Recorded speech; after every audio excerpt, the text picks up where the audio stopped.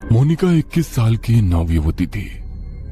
उसकी शिफ्ट रात के तकरीबन 12 बजे खत्म होती थी। उस रोज भी अपना काम खत्म करने के बाद वो ऑफिस से निकली और अपनी साइकिल की मदद से रेलवे स्टेशन पहुंच गई। साइकिल को पार्क करने के बाद मोनिका प्लेटफॉर्म पर खड़े होकर अपनी ट्रेन का इंतजार करने लगी। अचानक ही उसकी नजर रेलवे स्टेशन पर लगे एलईडी बोर्ड पर गई। रोज की तरह उसमें आने वाली ट्रेन का नाम और शेड्यूल आज दिखाई नहीं दे रहा था। डिस्प्ले बोर्ड की एलईडी बाहर बाहर जल बुझ रही थी। अचानक ही प्लेटफॉर्म की पावर सप्लाई कट गई और हर तरफ अंधेरा हो गया। कोई कुछ समझ पाता उससे पहले ही मोनिका की ट्रेन प्लेटफॉर्म पर आ गई। बिना देरी किए बाकी के पैसेंजर्स के साथ साथ मोनिका भी झट से ट्रेन में चढ़ गई। इस समय रात के 11:30 बज गए थे। आज ट्रेन में कुछ गिने चुने पैसेंजर्स ही दिखाई दे रहे थे। मोनिका ने अपने हेडफोन में लाउड म्यूजिक लगाया और आंखें बंद कर अपना सर सीट के बैक सपोर्ट में टिका दिया। कुछ ही देर में लाउड म्यूजिक होने पर भी दिन भर की थकान के कारण उसकी आंख लग गई थी। थोड़ी देर बाद उसका मोबाइल रिंग करने लगा। रिंग की आवाज से मोनिका की नींद टूट गई। स्क्रीन पर पापा का नाम फ्लैश हो रहा था। मोनिका ने फोन उठाया तो उधर से पापा की आवाज सुनाई देने लगी। मोनिका बेटा, ट्रेन मिल गई थी ना? हाँ पापा, मैं ट्रेन में ही हूँ, आप चिंता मत करो। कौन सा स्टेशन आ गया है? पापा की बात सुनकर मोनिका अचानक से आंख खोलकर अपने कोच में चारों ओर नजर दौड़ाती है। उसे अपनी आंखों पर यकीन नहीं हो रहा था। पूरे कोच में बिल्कुल अंधेरा छाया हुआ था। ना तो कोई डिस्प्ले दिखाई पड़ रहा था और ना ही कोई अनाउंसमेंट सुनाई दे रहा था। पापा, आई थिंक कुछ प्रॉब्लम है। यहाँ ट्रेन में कुछ है ही नहीं।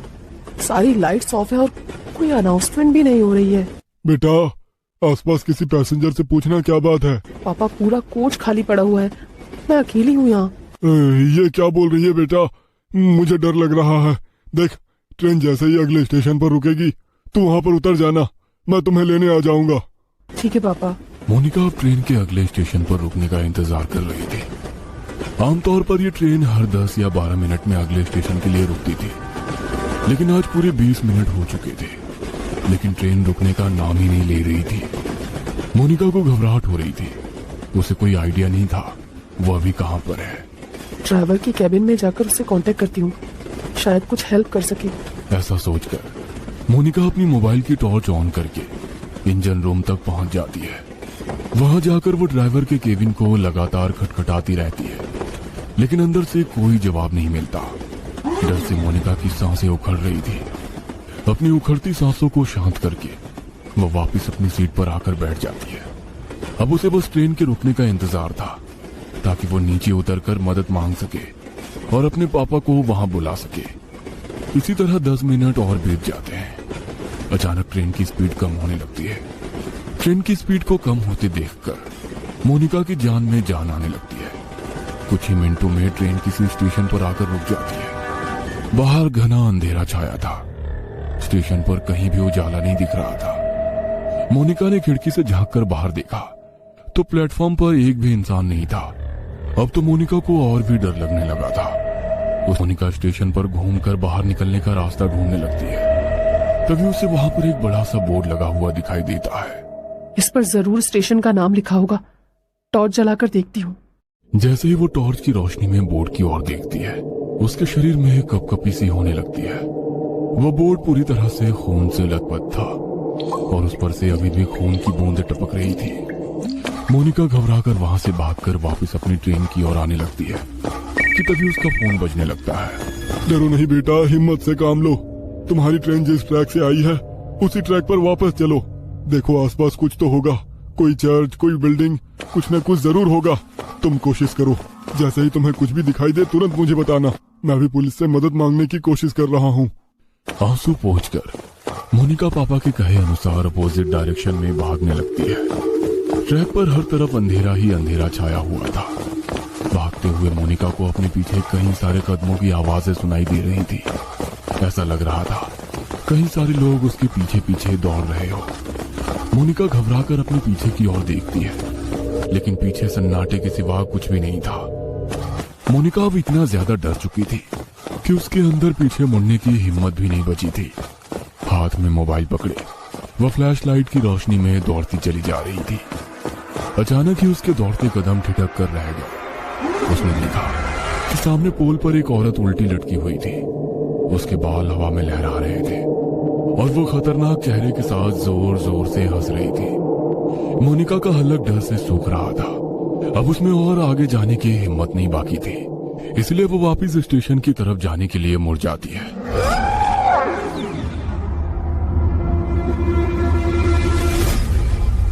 वापस मुड़ते ही उसे कुछ दूरी पर एक आदमी दौड़कर उसकी ओर आता दिखाई देता है। उसका पूरा शरीर कटा फटा सा दिखाई दे रहा था।